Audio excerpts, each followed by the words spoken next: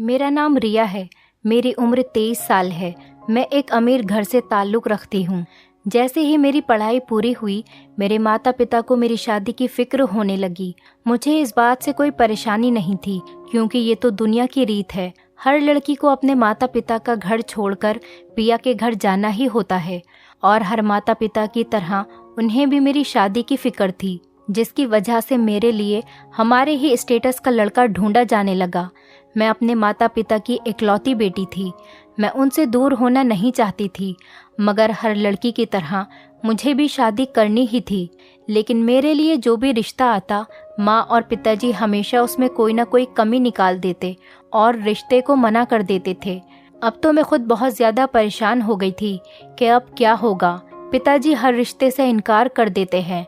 हमारे पड़ोस में एक औरत रहती थी, उनका यही काम था, वो लोगों के रिश्ते करवाती थी।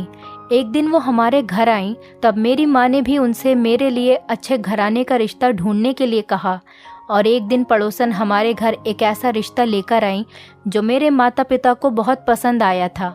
लड़के का खुद का कारोबार था। उसके घर में उसके माता पिता के अलावा कोई नहीं था। वो बस अपने माता पिता का इकलौता बेटा था।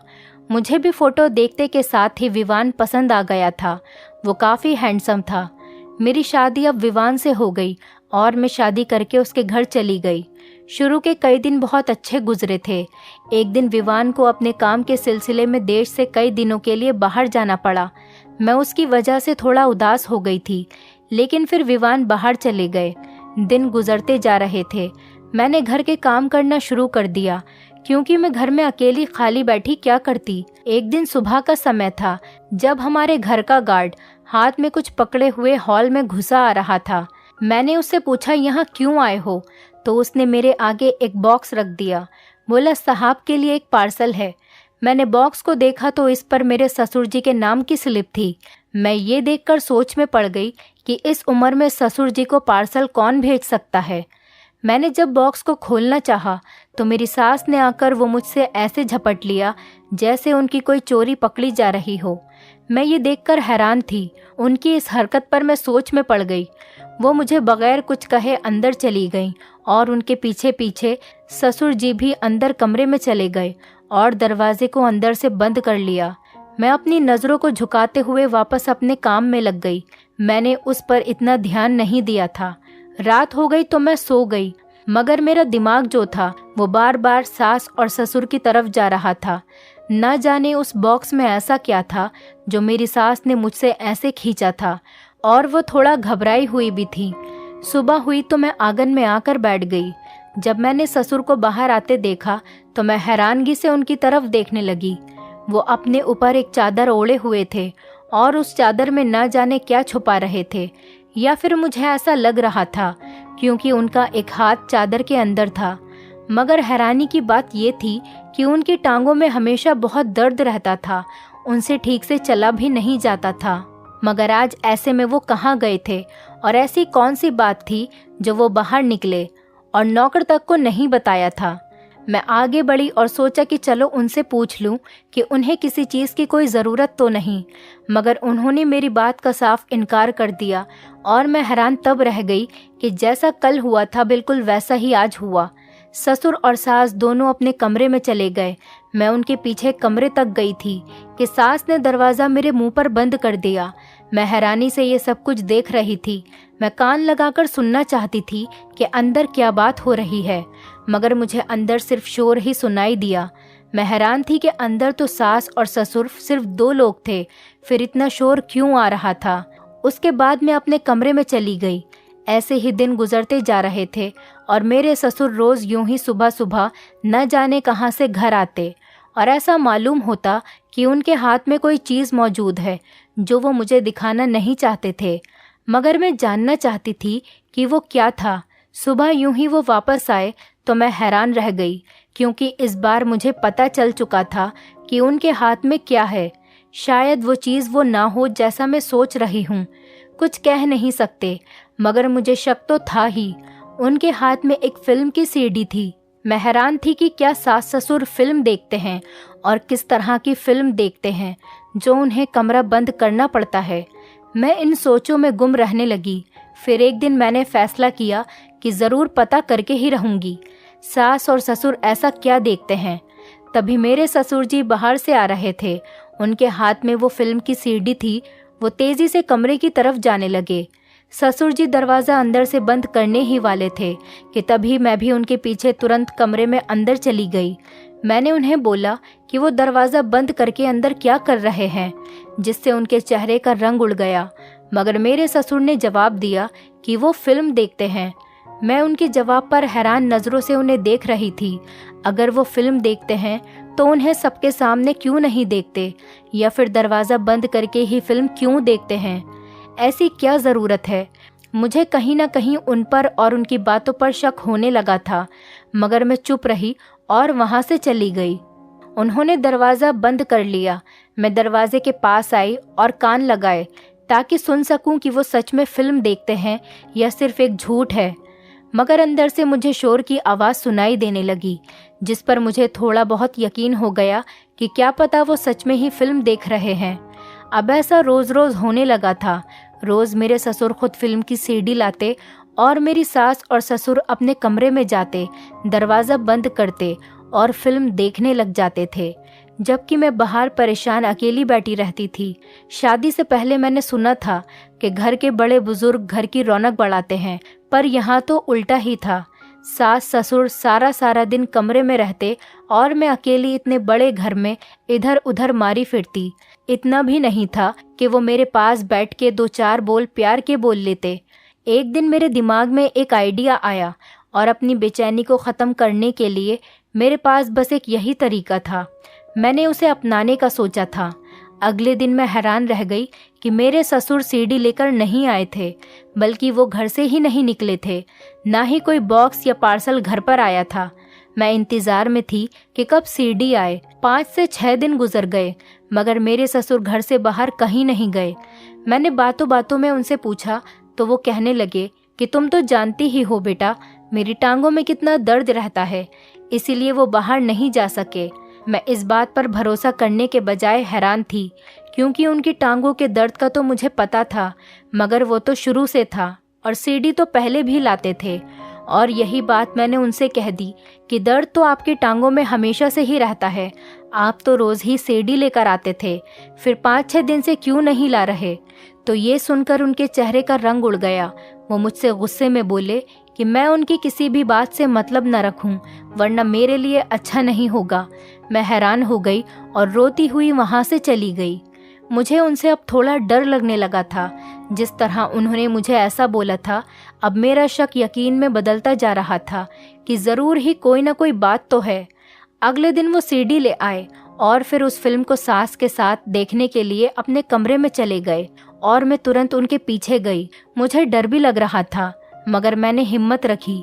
मैं सास ससुर के पास गई और उनसे कहने लगी कि मुझे भी ये फिल्म देखनी है। मैंने 2-3 दिन से यही सोचा था कि मैं भी फिल्म देखकर ही रहूंगी, तो जो शक मेरे मन में है वो भी दूर हो जाएगा। मगर ससुर जी की बात सुनकर मैं दंग रह गई, जब उन्होंने मुझे ये कहते हुए मना कर दिया कि मैं ये फिल्म नहीं देख सकती। मैंने हैरत से उनसे पूछा कि आखिर मैं ये फिल्म क्यों नहीं देख सकती, जिस पर उन्होंने मुझे कहा कि ये हमारे ज़माने की फिल्म है, इसलिए तुम इसे नहीं देख सकोगी। इतना कहकर उन्होंने दरवाजे को अंदर से बंद कर लिया था। अब मैं बाहर खड़ी सोच में डूबी हुई थी कि ये क्या बात हुई भला। आखिर उनके ज़माने की फिल्म अगर मैं देखना चाहती थी तो मुझे क्यों रोक रहे थे। मैं बाहर ही बैठ गई। थोड़ी देर बाद सास और ससुर बाहर निकल आए थे। मैंने उनसे कुछ भी नहीं कहा, क्योंकि ऐसा ना हो उन्हें मुझ पर शक हो जाए, इसीलिए मैं चुप ही रही। आज तो ससुर के चेहरे पर मुझे थोड़ी सी परेशानी भी नजर आई। मैं सोच में पड़ गई थी। दिन गुजर गया, मगर मेरे सवाल के जवाब मुझे नहीं मिल सके। रात हो गई और मैं अपने कमरे में सोने के लिए चली गई। मेरे सास और ससुर भी अपने कमरे में चले गए। आधे रात को जब मेरी आँख खुली, मुझे अपने कमरे में घुटन सी लगने लगी, तो मैं बाहर निकल कर आ गई। और जब मैं अपने आंगन में आई तो मैं दंग रह गई, क्योंकि 2 आदमियों को मैंने दरवाजे के बाहर देखा था, जिन्हें देखकर मैं हैरान रह गई थी कि आखिर वो लोग कौन हैं। मेरा दिल किया कि मैं अंदर चली जाऊं, मगर मेरी हिम्मत नहीं हुई। मैंने पूछा कि वो लोग आखिर कौन हैं।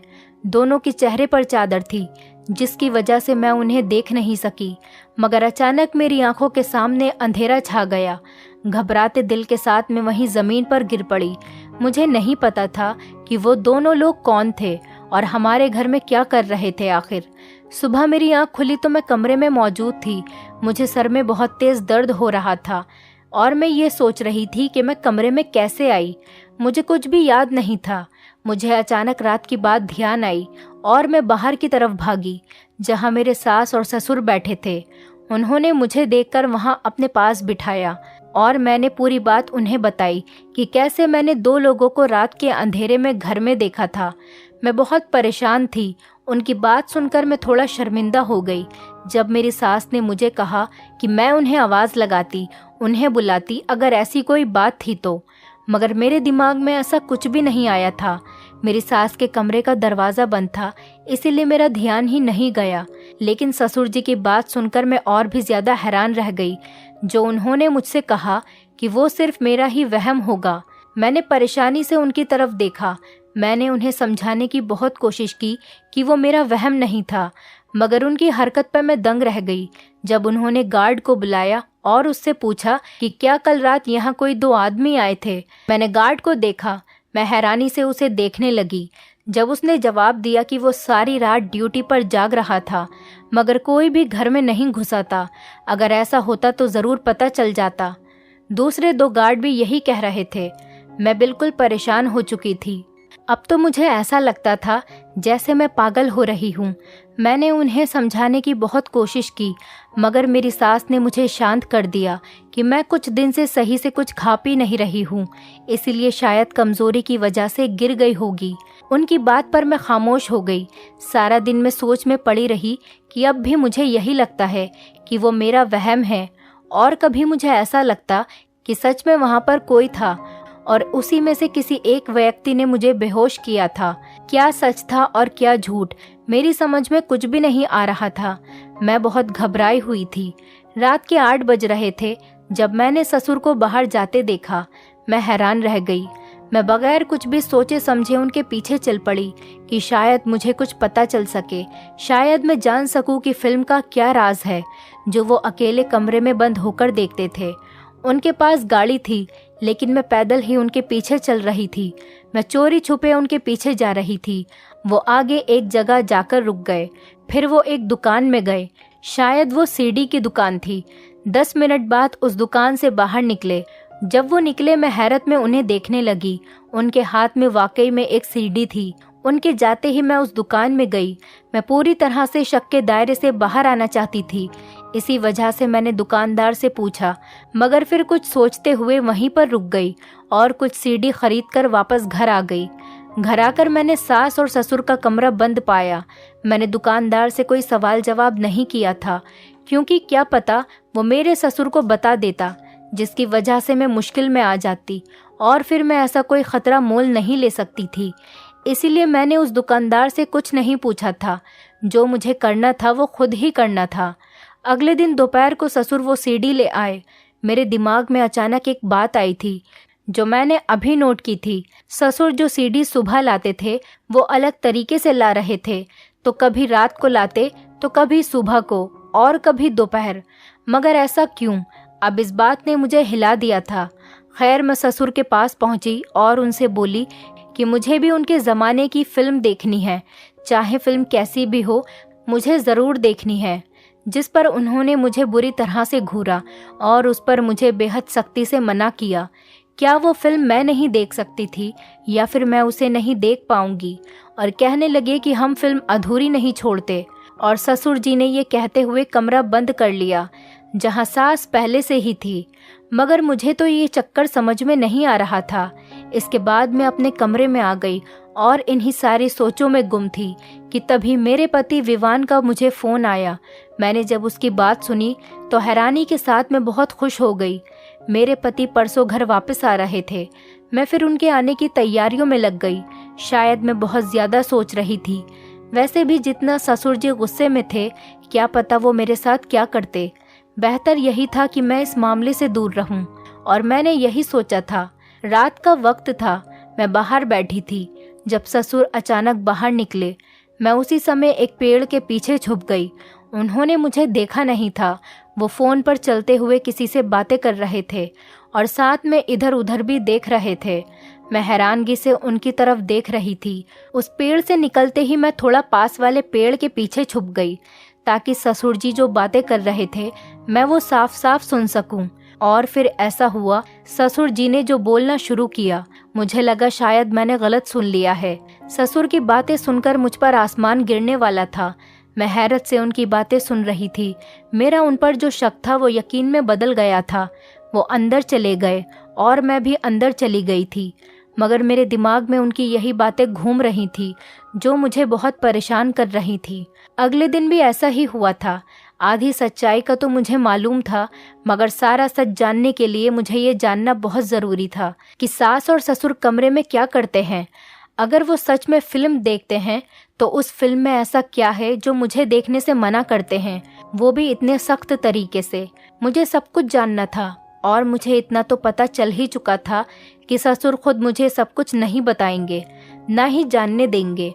तो सब कुछ मुझे किसी न किसी तरीके से खुद ही जानना था। ससुर जी शाम को फिर से सीडी ले आए, मगर इस बार मैंने कोई जिद नहीं की थी। वो मुझे देखते ही कमरे में अंदर चले गए थे। मैं आराम से हॉल में बैठी रही। मैं नहीं चाहती थी कि जो मैंने सोचा है वो इस वजह से उन्हें मुझ पर शक हो जाए। मैं आखिर इस राज के बारे में पता करना चाहती थी, इसीलिए मेरा खामोश रहना बहुत ज़्यादा ज़रूरी था। मैं अपने कमरे में आकर अपने पति के आने की तैयारियां करने लगी थी। कल मेरे पति को वापस आना था। मैं अलग अलग नौकरों को बताने लगी और अपना पूरा ध्यान काम की तरफ कर लिया। अब बस इंतज़ार था तो कल के दिन का कि उस राज पर से पर्दा उठाया जा सके, और आखिर इंतज़ार ख़त्म हो ही गया। कल का दिन भी आ गया। मैं ससुर के सीडी लाने का इंतज़ार करने लगी थी। मेरी सास आंगन में बैठी थी। मैं नौकरों को देखने के बहाने बनाती और उठकर अंदर की तरफ जाने लगी। मुझे पता था बस कुछ ही देर में मेरे ससुर जी सीडी लेकर आएंगे। तभी अपने सोचे समझे फैसले के मुताबिक मैं अपने सास और ससुर के कमरे में छुप गई कि आज पता लग जाना चाहिए कि मेरे सास ससुर क्या फिल्म देख रहे थे जो वो मुझसे छुपा रहे थे। मेरे पति को भी आने में थोड़ा ही वक्त था, मगर मुझे उससे पहले इन सब बातों के बारे में पता करना था। मैं यही सब सोचते हुए सास और ससुर के कमरे के अंदर चली गई। उन्होंने सीडी को प्ले किया और फिल्म देखना शुरू कर दिया। उन्होंने सीडी को प्ले किया, वो फिल्म शुरू हो गई और मैं ध्यान से उसे देख रही थी। और जैसे जैसे मैं देख रही थी मैं शर्म के मारे पानी पानी हो गई थी। मैं हैरान थी तो आखिर ये बात थी। आधे घंटे के बाद वो फिल्म ख़त्म हो गई। मैं गुमसुम वहीं बैठी थी। मुझे पता नहीं था कि अगर सास और ससुर को मेरे यहाँ होने के बारे में पता चल गया तो मेरे साथ वो क्या करेंगे। मैं अपने प्लान का इंतज़ार करने लगी। 5 ही मिनट गुजरे थे जब उनके दरवाजे पर दस्तक हुई। उन्होंने जब दरवाज़ा खोला तो वो दंग रह गए और मैं भी उसी वक्त उठकर बाहर की तरफ भागी। मुझे अपने कमरे से बाहर आता देखकर वो हैरत में पड़ गए। सास और ससुर को इस बात का पता चल गया था, तभी मुझे गुस्से से घूर रहे थे। मैंने उनसे कहा कि वो खुद अपनी कहानी बताएं बजाय इसके कि मैं बताऊं। मेरी बात पर वो हैरत में थे। जब पुलिस ने सख्ती की तो वो राज़ी हो गए। तब तक मेरा पति भी आ चुका था। वो भी हैरान था। जब मेरे ससुर ने बोलना शुरू किया, उन्होंने कहा, हाँ, हमने ये सब कुछ किया है। हम लोग एक गैंग के लीडर थे। हमारे साथ 2 और आदमी थे। हम सालों से इस काम में हैं और इसे अंजाम दे रहे हैं। हमारा काम लड़कियों को अगवा करना है और हमने कई लड़कियों को बाहर के देशों में भेजा है। उनमें से कुछ से भीख मंगवाते हैं और हाथ पैर तोड़ देते हैं, और उनमें से कई लड़कियों को ज़बरदस्ती हम गलत कामों में लगाते थे। हमारी पूरी एक गैंग है। हम ये काम काफ़ी सालों से कर रहे थे और अब तो हमारे कदम अच्छी तरह यहाँ पर जम चुके थे, इसीलिए हमें कोई पकड़ नहीं पाया था। हमारा रोज़ का काम कैसा चल रहा है, इसको जानने के लिए हम सीडी को ग्राहक की तरह एक दुकान से खरीदते और फिर उस सीडी को देखते। कोई गलती होती तो कॉल करके बता देते थे। हमें कोई पकड़ नहीं पाया था आज तक। ये सारी दौलत हमने इसी से इकट्ठा की है। पता नहीं इस लड़की को कैसे पता चल गया। मैं तो इसे पहले ही दिन जान से मार देना चाहता था, मगर मेरी पत्नी ने मना कर दिया। शायद इसके दिल में अपनी बहू के लिए रहम आ गया था और इसके पहले मैं इसका कोई और बंदोबस्त करता, इससे पहले ही ये हम तक पहुंच गई। ससुर मुझे गुस्से से घूर रहे थे और जिस पर मैं हैरान थी। मेरे पति भी हैरानी से खड़े थे। मेरे पति ने कभी सपने में भी नहीं सोचा था कि सालों से वो किस तरह की जिंदगी गुजार रहे थे। उस रात उन्हें इन सब बातों के बारे में पता चला और उन दो आदमियों को देखना मेरा कोई वहम नहीं था, बल्कि वहाँ एक ससुर और दूसरा उन्हीं के साथ मिला हुआ एक आदमी था।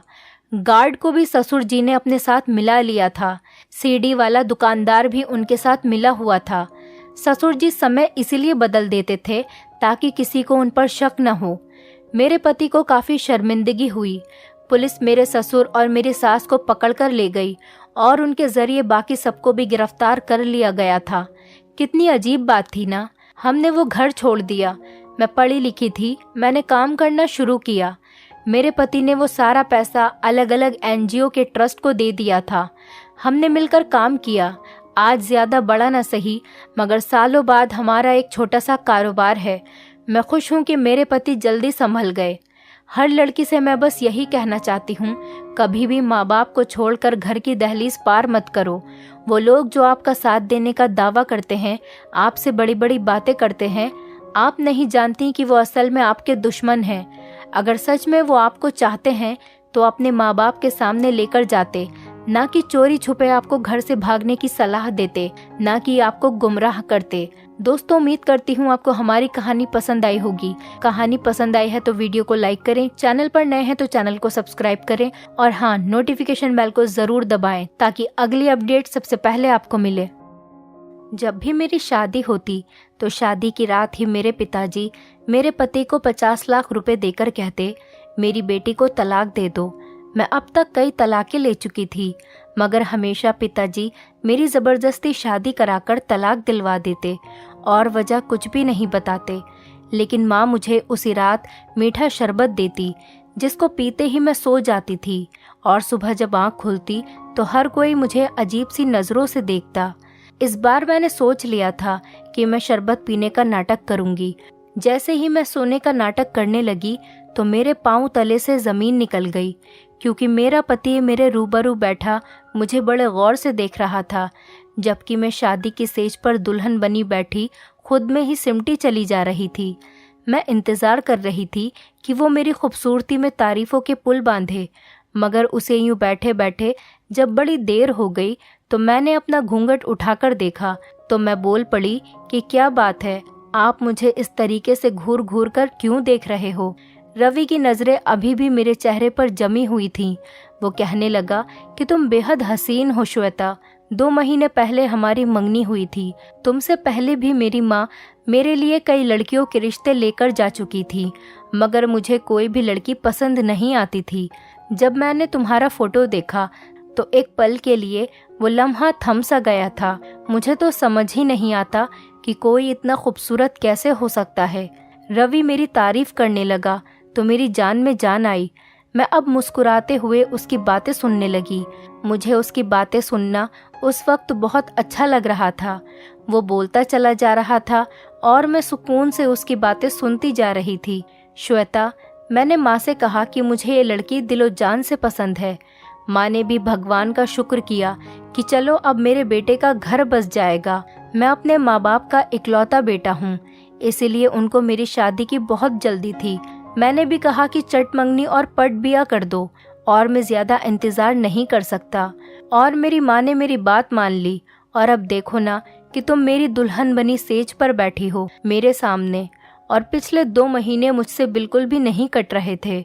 मैंने एक एक दिन गिन गिन के गुजारा था। तुमसे फ़ोन पर बात करता था तो जी चाहता था कि तुम्हें अपने पास ले आऊं।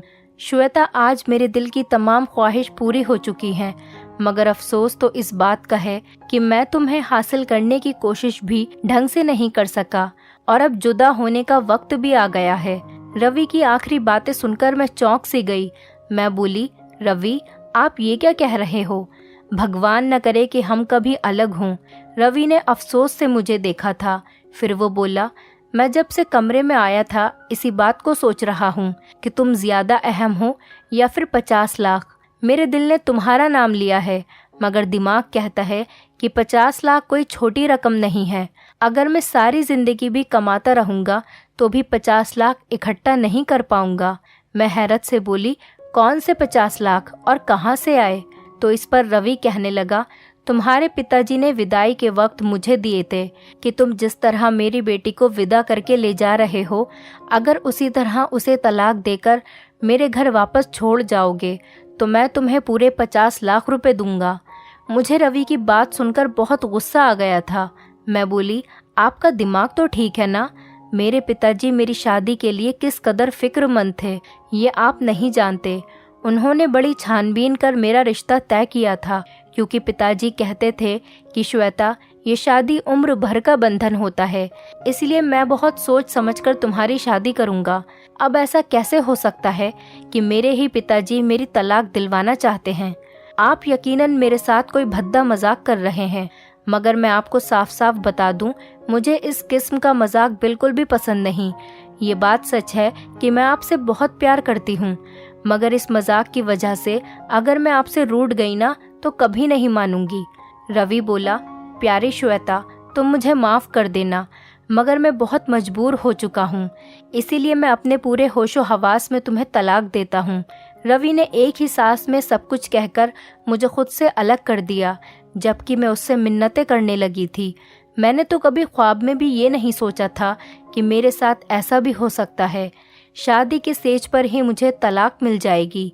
मेरी आंखों से आंसू बहने लगे तो रवि बोला, बस बस, अभी रोने का वक्त नहीं है यार। मुझे डर है कि तुम्हारे पिताजी अब अपना फैसला न बदल लें। ये न हो कि मुझे 50 लाख रुपए में से एक फूटी कौड़ी भी न मिले। चलो जल्दी जल्दी उठो, मैं तुम्हें तुम्हारे घर छोड़ कर आता हूँ। मुझसे हिला भी नहीं जा रहा था, मगर रवि ने मेरा हाथ पकड़ लिया और मुझे घसीटते हुए अपने साथ बाहर ले आया और गाड़ी में बैठाकर मेरे घर के दरवाजे तक ले आया।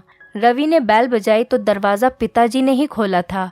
पिताजी की तरफ देखकर रवि बोला, ये ले अंकल, आपकी अमानत। अब मुझे मेरी रकम दे दें ताकि मैं यहाँ से चला जाऊँ। मेरी आंखों के सामने मेरे पिताजी ने रवि को नोटों से भरा हुआ एक बैग दे दिया था। रवि वापस चला गया तो पिताजी मेरा हाथ थामकर मुझे घर के अंदर ले आए थे। उन्होंने मुझे सोफे पर बैठाया और मेरा हाथ थामकर कहने लगे कि भगवान का लाख लाख शुक्र है, उसने तुम्हारी जिंदगी तबाह होने से बचा ली। मैं अब फूट फूट कर रोने लगी थी। मैं बोली, पिताजी, मुझे बताइए, ये आपने मेरे साथ क्या किया है? आपने मुझे रुस्वा क्यों कर दिया? मैंने तो सुना था कि पिता अपनी बेटियों के घर बसाने की खातिर बहुत कुछ कर जाते हैं, मगर आपने तो मेरे पति को 50 लाख रुपए देकर मेरी तलाक करवा दी। मैं अब तलाक का ठप्पा माथे पर सजाकर कहाँ फिरूंगी? रोते रोते मेरी हिचकियाँ बंद गई थी।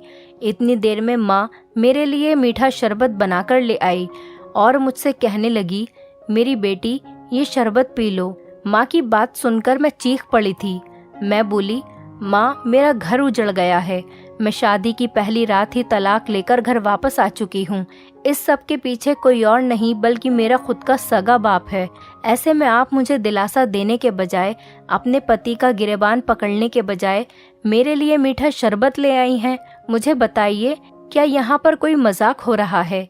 माँ ने मेरे दोनों हाथ थाम लिए थे, जबकि पिताजी बोले कि श्वेता, जब तुम्हारे फेरे रवि के साथ हो चुके थे, उस वक्त एक रिश्तेदार ने मेरे कान में आकर मुझे बताया था कि रवि और उसके घरवाले फ्रॉड हैं। रवि तुमसे पहले भी कई लड़कियों से शादी कर चुका है। ये सब सुनकर तो मैं हैरत में पड़ गया था, मगर मैंने सोचा कि शायद ये झूठी खबर हो, इसीलिए मैंने अपने जरिए से पता लगाया तो मुझे मालूम हुआ कि रवि सच में अच्छा लड़का नहीं है जो तुम्हारी जिंदगी बर्बाद कर देता। तुम मेरी इकलौती बेटी हो, खुद ही बताओ, मैं तुम्हारी जिंदगी तबाह होते हुए कैसे देख सकता था? मैं गुस्से से बोल पड़ी, पिताजी, पहले आपके जरिए कहाँ मरे हुए थे? आपने पहले इस बात की जांच पड़ताल क्यों नहीं कराई? मंगनी टूट जाती तो भी मुझे इतना दुख नहीं होता। अब तो मैं शादी के बाद तलाक लेकर आई हूँ। अपनी सहेलियों को क्या मुंह दिखाऊंगी मैं? लोग तो मेरा मजाक उड़ाएंगे ना। पिताजी बोले, लोगों की खातिर मैं तुम्हारी जिंदगी खराब होने देता क्या? नामुमकिन है। हमारी बातों से घर में शोर हो रहा था और वो सुनकर घर के मेहमान बरामदे में आ गए। वो तो ये नज़ारा देखकर हैरान रह गए थे। माँ ने जल्दी से मुझे वो मीठा शरबत पिला दिया। अब मेरी आंखों के सामने अंधेरा छाने लगा था, मेरा दिमाग सुन्न होने लगा था, हर तरफ खामोशी छाने लगी थी। देखते ही देखते मैं बहुत गहरी नींद में सो चुकी थी। अगले दिन दोपहर के वक्त जब मेरी आंख खुली, मैं अपने बेड पर लेटी हुई थी। मुझे बहुत अजीब सा महसूस हो रहा था। मेरा दिमाग इधर उधर के माहौल को पहचानने में गलती कर रहा था। मैं यही सोच रही थी कि मैं यहाँ पर क्या कर रही हूँ। फिर मेरे दिमाग में रात वाला मंजर घूमने लगा था और मुझे तो तलाक हो गई है। ये बात सोचते ही मेरा दिल डूब सा गया था। मैं जल्दी से उठ बैठी और भागती हुई बाहर बरामदे में आ गई। सब मेहमान वापस जाने की तैयारियों में मसरूफ थे, लेकिन जैसे ही उनकी नज़र मुझ पर पड़ी तो वो मुझे अजीब सी नज़रों से देखने लगे। मेहमानों की नज़रों में मेरे लिए गुस्सा नहीं था और ना ही ताने थे। कुछ ऐसा था जिसे मैं महसूस नहीं कर पा रही थी। माँ ने मुझे देखा तो मेरा हाथ पकड़कर मुझे अपने साथ कमरे में ले गई। कहने लगी, श्वेता, तुम दिल छोटा मत करना, मैं तुम्हारा घर ज़रूर बसाऊंगी और एक ऐसे शख्स को तुम्हारा जीवन साथी बनाऊंगी जो तुम्हें सराखों पर बैठाकर रखेगा, तुम्हें दुनिया जहाँ की खुशियाँ देगा। तुम अपना दिल छोटा मत करो बेटा। जब तक तमाम मेहमान चले नहीं गए, मैं माँ के कमरे में ही चुप करके बैठी रही। मुझ में इतनी हिम्मत नहीं थी कि मैं किसी का सामना कर सकूं। जब शोर थम गया तो मैं अपने कमरे में वापस आ गई थी। मैंने अपना मोबाइल उठाया था और रवि के साथ अपनी पुरानी चैट्स पढ़ने लगी थी। उसने हर मैसेज में मुझसे अपनी मोहब्बत का इजहार किया था। उसने हमेशा साथ निभाने का वादा किया था। उसके हर मैसेज में यही लिखा था कि वो मुझे कभी अकेला छोड़कर नहीं जाएगा। क्या ऐसा भी हो सकता है कि ऐसी बातें करने वाला इंसान धोखेबाज हो सकता है? मेरे दिल से ये बात जा ही नहीं रही थी कि नहीं नहीं, ऐसा नहीं हो सकता। तब मुझे अपने पिताजी से बेइंतहा नफरत होने लगी थी। उनकी वजह से मेरा घर टूट गया था। मैं लोगों से डरने लगी थी, इसीलिए घर से बाहर भी नहीं निकलती थी। जबकि पिताजी ये सब देखते तो निहायत अफसोस में डूब जाते थे। वो मुझसे कहते, श्वेता, तुम बाहर निकलो, घूमो फिरो, खुद को यूं घर में कैद मत रखो। मैं उनकी बातें एक कान से सुनकर दूसरे कान से निकाल देती थी, मगर पिताजी मुझे ज़बरदस्ती अपने साथ बाहर ले जाने लगे थे। वो मुझे बहुत ज़्यादा वक्त देते थे। वो मुझे हर वक्त समझाते रहते थे। एक दिन मुझसे कहने लगे, तुम्हें चॉकलेट पसंद है ना? मैंने हाँ में सिर हिला दिया। तो कहने लगे कि तुम चॉकलेट खाने के लिए किस हद तक जा सकती हो? तो मैं बोल पड़ी कि पापा, मैं तो पहाड़ से भी पूछ सकती हूँ। तब पापा बोले, और अगर तुम्हारे सामने मैं एक तरफ बिरयानी रख दूं और एक तरफ चॉकलेट, तो तुम किस चीज़ को चुनोगी? मुझे हंसी आ गई और मैं बोली कि एक भी मिनट गवाए बगैर मैं बिरयानी ही खाऊंगी, क्योंकि बिरयानी के सामने चॉकलेट की मोहब्बत दिल से गायब हो जाती है। तब पापा बोले, श्वेता, तुम रवि के लिए सिर्फ एक चॉकलेट जैसी हैसियत रखती हो, जबकि पैसे उसके लिए बिरयानी जैसे हैं। उसने तुम्हें पैसों की खातिर छोड़ दिया, तो क्या अब तुम सारी जिंदगी उसका रोग अपने दिल से लगाकर बैठी रहोगी? मैं पापा की बातें सुनकर फूट फूट कर रोने लगी। आखिर वो सच ही तो कह रहे थे। रवि ने अगर मुझे छोड़ा था तो इसमें पापा का क्या कसूर था? और ना ही पैसों का, बल्कि असल कसूरवार तो खुद रवि था, जिसकी नीयत खराब हो गई थी। उस दिन मैं इतना रोई थी कि दिल से रवि का ख्याल हमेशा हमेशा के लिए निकल गया था। पापा मुझे नई शुरुआत के लिए तैयार कर रहे थे। उन्होंने मुझे एक लड़के की तस्वीर दिखाई तो मैंने अपनी रजामंदी जाहिर कर दी। पिताजी ने लड़के वालों को घर बुला लिया और मेरी और किशन की मुलाकात भी करवा दी। किशन एक अच्छा लड़का था। वो कहने लगा, मुझे मालूम हुआ है कि आपकी पहली शादी खत्म हो गई है। मैं जानता हूँ कि लड़कियों के लिए शादी का टूट जाना बहुत ही खतरनाक चीज़ होती है और उन्हें बहुत बड़ा सदमा लगता है। मैं आपको इस गम और सच में से निकालने की पूरी कोशिश करूँगा और आपको बहुत ज़्यादा मोहब्बत दूंगा। किशन की बातें सुनकर मेरे अंदर उम्मीद जाग गई। मैंने पापा से कह दिया था कि मैं किशन के साथ शादी करने पर राज़ी हूँ, पर इस बार मैं मंगनी नहीं करना चाहती थी। मैंने सीधा शादी के ऑप्शन का चुनाव किया। इसीलिए सिर्फ 2 ही हफ्तों के बाद ही वो दिन भी आ गया जब मेरी और किशन की शादी हो गई। मैं खुश थी, मगर इस बार शादी की रात के लिए मेरे दिल में बहुत सारे डर और वसवसे उमड़ रहे थे। वो कहते हैं ना कि दूध का जला छाछ भी फूंक फूंक कर पीता है। मैं किशन के कमरे में बैठी थी। वो बहुत खुश था। मेरे पास आया, मेरा घूंघट उठाया और मेरे हाथ में सोने की अंगूठी पहनाकर बोला, श्वेता, मैं तुम्हें उम्र भर खुश रखने की कोशिश करूंगा। मैं मुस्कुराकर बोली, क्या मुझे आपकी बातों पर यकीन कर लेना चाहिए? किशन ने हाँ में सिर हिला दिया और बोला, जान की बाजी लगा दूंगा, मगर आपकी आंखों में कभी आंसू नहीं आने दूंगा। तभी अचानक किशन के फोन की घंटी बजने लगी। उसने फोन निकाल कर कान से लगाया तो उसके चेहरे की मुस्कुराहट अचानक से गायब हो गई। वो कहने लगा, आप ये क्या कह रहे हैं? मैं आपकी बात समझ नहीं पा रहा। फोन करने वाला आदमी उसे कुछ बताने लगा। उसकी बातें सुनकर किशन कहने लगा कि मैं आपकी बात पर कैसे यकीन कर लूं। दूसरी तरफ उस आदमी ने पता नहीं उससे क्या कहा, किशन के चेहरे पर अचानक से मुस्कुराहट आ गई। किशन ने फोन बंद कर दिया और मेरा हाथ पकड़कर बोला, श्वेता, मैं तुम्हें डिवोर्स देना चाहता हूँ। उसके ये अल्फाज मेरे दिल पर हथौड़े की तरह लगे। मैं गुस्से में बोली, तुम क्या बकवास कर रहे हो? किशन कहने लगा, श्वेता, मैंने 2 साल पहले ही एक प्राइवेट कंपनी में जॉब स्टार्ट की थी। उस कंपनी ने मुझे बहुत बुरे हालात से गुजारा। तनख्वाह भी बहुत कम थी, जबकि मेरे हुनर के सामने इतनी छोटी नौकरी बिल्कुल भी नहीं जचती थी। हालांकि उस कंपनी वालों ने मेरी वजह से बहुत तरक्की की, लेकिन फिर भी मेरी तनख्वाह नहीं बढ़ाई और ना ही मुझे कोई इज्जत दी। जिस दिन मैं तुमसे मिलने तुम्हारे घर आया था, तब तुम्हारे पापा कहने लगे, मुझे बताओ किशन, तुम्हारी जिंदगी की सबसे बड़ी ख्वाहिश क्या है? इस पर मैं उनसे बोला कि अगर मुझे 20 लाख रुपए मिल जाएं तो मैं अपना बिजनेस शुरू करना चाहता हूं। अभी तुम्हारे पिताजी का फोन आया था, वो मुझे 50 लाख रुपए देने के लिए राजी हैं। बदले में उन्हें मुझसे तुम्हारे लिए तलाक चाहिए। मैं तुम्हें तलाक हरगिज न देता, मगर एक तरफ तुम थी और दूसरी तरफ मेरा एक बहुत बड़ा सपना। चलो आओ, मैं तुम्हें तुम्हारे घर छोड़ देता हूँ, क्योंकि अब हम दोनों एक दूसरे के लिए अलग हो चुके हैं। उसकी ये बातें सुनकर मेरा सर चकराने लगा। गुस्से से मेरे गाल लाल हो गए थे।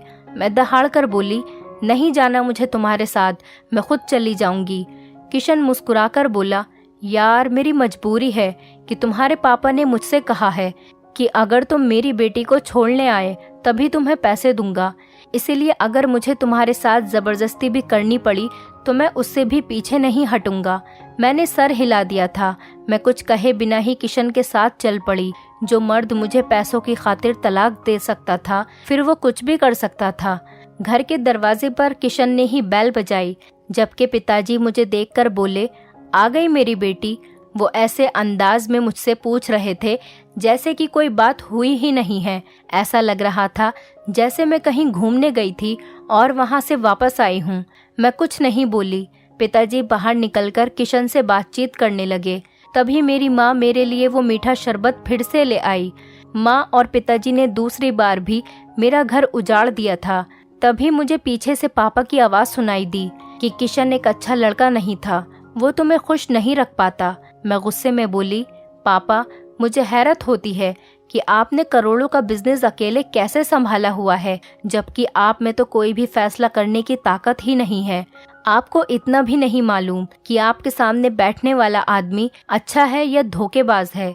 आपको अगर किशन पर शक था तो आपने उससे मेरी शादी कराई ही क्यों? मेरी दहाड़ से मेरी माँ हिल गई और कहने लगी, बेटा, ये शरबत पी लो, इससे तुम्हें सुकून मिल जाएगा। मैंने ना में सिर हिला दिया, मगर माँ ने जबरदस्ती ही मुझे शरबत पिला दिया और शरबत पीते ही मुझे सुकून मिल गया। मुझे नींद आ गई। अगले दिन मैं बहुत देर से उठी थी। दिन निकल आया था।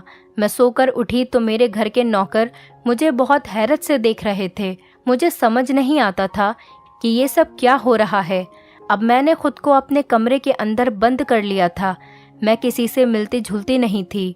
पापा एक दिन मेरे पास आए और कहने लगे कि कितने दिन हो गए हैं, मैं तुम्हारा इंतज़ार करता रहा था कि तुम बाहर आओगी, हमारे साथ मिल जाओगी, बातें करोगी, मगर तुमने तो हमसे दूरी बना ली। मैंने कहा, पापा, मुझे बताइए, आपने मेरे साथ इतना बुरा क्यों किया? आपने मेरी तलाक क्यों करवाई? पापा कहने लगे, बेटा, कभी कभार अपनी औलाद की बेहतरी के लिए इंसान को करना पड़ता है, वरना दुनिया में ऐसा कौन सा पिता होगा जो ये चाहेगा कि उसकी बेटी को मुश्किल हालात का सामना करना पड़े। मेरा बस चले तो तुम्हारे पाँव भी अपनी हथेली पर रखूं, मगर ये दुनिया है बेटा, यहाँ माल और संतान इंसान की आजमाइश के लिए ही हैं। मैंने जो कुछ भी किया बड़ी तकलीफ में किया है। मैं हरगिज ऐसा नहीं करना चाहता था। मैंने सर हिला दिया और कहा, पिताजी आखिरी बार था। मैं अब आपको अपने एहसास और अपने जज्बात के साथ खेलने की इजाज़त नहीं दूंगी। पिताजी बोले, हाँ हाँ बिल्कुल वैसा ही होगा जैसा तुम कहोगी। उस दिन के बाद मैं पिताजी और माँ के साथ बैठने लग गई। मेरे दिल में बहुत से सवाल थे। पिताजी मुझे तलाक क्यों दिलाते थे? क्या मेरे दोनों पति बहुत ही बुरे थे? अगर बुरे ही थे तो पिताजी को इसके बारे में पहले से क्यों नहीं पता चलता था? शादी की रात क्या कोई मुखबिर आकर उनको बताता था कि तुम्हारी बेटी का पति अच्छा नहीं है, उसे तलाक दिलवा दो? चलो ये भी मान लिया कि पिताजी को पता चल जाता था, फिर वो 50 लाख की रकम देकर ही मुझे तलाक क्यों दिलवाते थे? मैं अभी इन्हीं सवालों के जवाब ढूंढ नहीं पाई थी कि पिताजी ने मुझसे कह दिया कि वो मेरी तीसरी शादी कराना चाहते हैं। मैं तो पिताजी की बात सुनकर ही आपे से बाहर हो गई थी। मैं बोली, नहीं नहीं पिताजी, अब बस हो गया। मैं आपको अपनी ज़िंदगी के साथ खिलवाड़ करने की इजाज़त नहीं दूंगी। पिताजी बोले, बेटा अब की बार मैंने तुम्हारे लिए बहुत अच्छा लड़का ढूंढा है। मैं बोली, पिताजी अगर मेरे लिए लड़का आसमान से भी उतारा जाए तो भी मैं तीसरी बार शादी नहीं करूंगी। पिताजी ने मेरे सामने हाथ जोड़ दिए और फूट फूट कर रोने लगे थे। वो बोले, मैं जब जब तुम्हें उदास देखता हूँ तो मेरे दिल के टुकड़े हो जाते हैं। मेरी बेटी मुझे माफ़ कर दो। मैं अगर तुम्हें यूं ही उदास देखता रहा तो अपनी जान से हाथ धो लूँगा। मैं तो पिताजी की बात सुनकर ही बहुत घबरा गई थी कि वो इस हद तक भी जा सकते हैं। मैं बोली, पिताजी आप मुझे मजबूर न करें। पिताजी के आंसू थमने का नाम ही नहीं ले रहे थे, इसलिए मैंने उनकी बात मान ली थी। मैं तीसरी शादी के लिए तैयार हो चुकी थी, मगर इस बार ना तो मेरा दिल और ना ही मेरा दिमाग इस बात की इजाज़त दे रहा था कि मुझे तीसरी शादी करनी चाहिए। बस एक मजबूरी थी जो मुझे निभानी पड़ रही थी। मेरी तीसरी शादी की रात भी मेरी दूसरी दोनों शादियों की तरह ही गुजरी थी। मेरे तीसरे पति ने भी मेरे बाप के कहने में आकर मुझे तलाक दे दी थी। मैं गम और गुस्से से पागल हो गई थी। मुझे समझ नहीं आता था कि क्या करूं और क्या ना करूं। दिल चाहता था कि पूरी दुनिया को आग लगा दूं और अपने बाप के घर से भाग जाऊं। मेरा तीसरा पति भी मुझे मेरे पिताजी के घर छोड़कर चला गया था। अब मुझे अपने पिताजी से नफरत हो गई थी। पिताजी अगर ये सब कर रहे थे तो माँ उन्हें क्यों नहीं रोकती थी और वो मेरे लिए मीठा शरबत लेकर हाजिर क्यों हो जाती थी। 1 महीना ही सुकून से गुजरा होगा कि पिताजी ने फिर से मेरी शादी की रट लगा ली। वो कहने लगे, मेरी प्यारी बेटी मैं तुम्हारा घर बसाना चाहता हूँ। मैं गुस्से में बोली, मैं आपके मुंह से दोबारा ये अल्फाज नहीं सुनना चाहती। तो पिताजी कहने लगे, अगर मेरी बेटी का घर नहीं बस सकता तो मेरा घर भी क्यों बसे। मैं तुम्हारी माँ को तलाक देकर उसको खुद से अलग कर दूंगा। मैं पिताजी की तरफ बड़ी हैरत से देखने लगी। क्या ये उनकी मोहब्बत थी मेरे लिए या फिर वो मुझे ब्लैकमेल कर रहे थे? मगर क्यों और क्यों? अब मेरे होशो हवास पर सवार हो गया था। इसका जवाब मुझे चाहिए ही चाहिए था। इसीलिए मैं बोली, पिताजी ठीक है, मैं शादी करने के लिए तैयार हूँ। पिताजी ने मेरे लिए लड़का तो पहले ही ढूंढ रखा था, बस मेरी तरफ से इजाज़त मिलने की ही देर थी। मेरी शादी कर दी गई थी। मैंने लड़के की सिर्फ तस्वीर देखी थी। पिताजी कह रहे थे कि शादी से पहले एक बार मिल लो, मगर मैंने इनकार कर दिया था क्योंकि मैं जानती थी कि इस शादी का अंजाम भी तलाक पर ही होना था। खैर, तय किए गए मुहूर्त के अनुसार मेरी शादी हो गई और मैं अपने चौथे पति की सेज पर बैठी थी। सचिन मेरे पास आया तो कहने लगा, श्वेता मैं ये नहीं पूछूंगा कि तुम्हारी 3 तलाक क्यों हुई हैं। मैंने तुम्हें दिलो जान से अपनी जिंदगी में शामिल कर लिया है। मैं मुस्कुराकर बोली, तुम फिक्र मत करो, तुम्हें थोड़ी ही देर में पता चल जाएगा कि मुझे 3 बार तलाक क्यों हुई थी। वो हैरत से मुझे देखता रहा और फिर हमारे कमरे के दरवाजे पर दस्तक हुई। तभी सचिन ने उठकर दरवाज़ा खोला। वो बाहर निकल गया था, जबकि मैं धड़कते दिल पर काबू पाकर उसका इंतज़ार कर रही थी कि न जाने अब क्या होगा। तब सचिन कमरे में आया और कहने लगा, श्वेता तुम्हारे पापा ने एक आदमी को भेजा था। वो कह रहा था कि मैं तुम्हें तलाक दे दूं।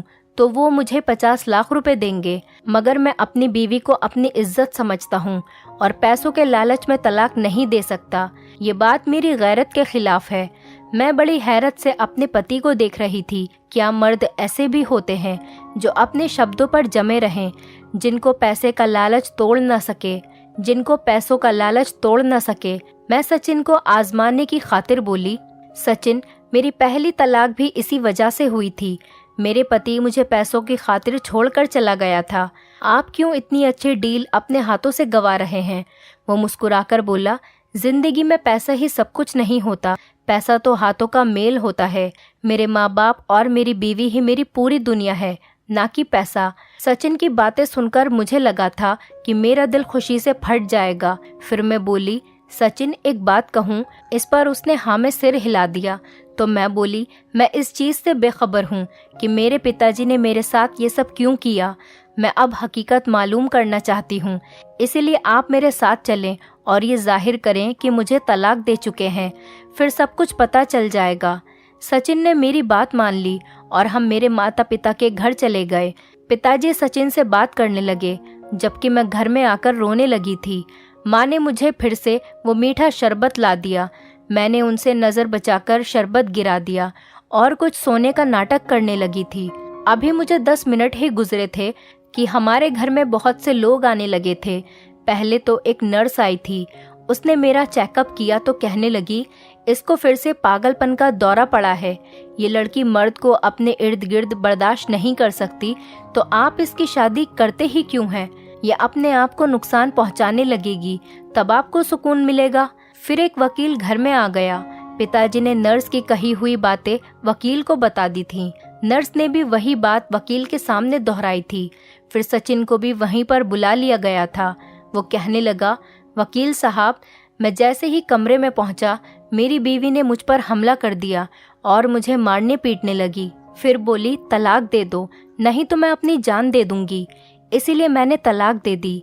ऐसा मुझे श्वेता के पिताजी ने कहने के लिए कहा था, मगर मैंने ऐसा नहीं किया। मेरी पत्नी बिल्कुल ठीक ठाक है। मैं भी उठ बैठी थी और वकील साहब से बोली, ये सब मेरे खिलाफ साजिश है। मेरे पिताजी ने 3 बार मुझे तलाक दिलवाई है। वकील ने सर हिला दिया और बोला, श्वेता, आपके सगे पिताजी ने मरने से पहले अपनी सारी जायदाद आपके नाम कर दी थी, मगर उनकी वसीयत में ये शर्त थी कि जब तक आपका घर नहीं बस जाता, ये जायदाद आपके नाम पर ट्रांसफर नहीं हो सकती। आपका सौतेला बाप शायद इसीलिए ये खेल खेल रहा होगा। वो हर बार आपको तलाक दिलवाकर मुझे बुला लेता था और कहता था कि मेरी बेटी घर बसाने के काबिल नहीं है, उसके साथ ज़हनी मसला है, और फिर ऐसा ही बयान आपका पति भी देता था। मैं हक्का बक्का रह गई थी। क्या सच में ये इंसान जिसको मैंने सारी जिंदगी पिताजी की तरह चाहा, वो मेरा सगा बाप नहीं था? मैं बोली, माँ, अगर ये शख्स मेरा सगा बाप नहीं था तो क्या हुआ? आप तो मेरी सगी माँ थी ना, फिर आपने ये सब क्यों किया? इस पर सचिन कहने लगा, मैं बताता हूँ। तुम्हारी माँ ने तुम्हारे पिताजी के साथ रहते हुए इस शख्स के साथ मोहब्बत की नज़दीकियाँ बढ़ा ली थी और फिर उसके साथ घर से भागकर डाइवोर्स ले ली थी। तुम्हारे सगे बाप इसी सदमे में चल बसे थे, इसीलिए उन्होंने ऐसी वसीयत की थी। तुम्हारी माँ की आंखों से शायद अभी तक इस शख्स की मोहब्बत की पट्टी नहीं उतरी है, जो ये तुम्हारे साथ ये सब करने से बाज नहीं आई। मैं फूट फूट कर रोने लगी थी। आज मैं भरी दुनिया में तन्हा रह गई थी। सचिन ने ही मुझे सहारा दिया था। मैंने अपने माता पिता के खिलाफ धोखाधड़ी का केस दर्ज कर दिया था। उनको पुलिस पकड़कर ले गई। जिन लोगों ने मुझ पर रहम नहीं किया, भला मैं उन पर तरस कैसे खा सकती थी? फिर जब तक इन लोगों को सजा नहीं मिल जाती, इन लोगों की हरकतें बदलने वाली नहीं थी। सारी जायदाद मेरी हो चुकी है। मैं और सचिन ही हर चीज़ का ख्याल रखते हैं। सच है कि पैसा बहुत बुरी आजमाइश है। ये अपने सगे लोगों का खून सफ़ेद कर देता है। दोस्तों, उम्मीद करती हूँ आपको हमारी कहानी पसंद आई होगी। कहानी पसंद आई है तो वीडियो को लाइक करें, चैनल पर नए हैं तो चैनल को सब्सक्राइब करें और हाँ, नोटिफिकेशन बेल को ज़रूर दबाएं ताकि अगली अपडेट सबसे पहले आपको मिले।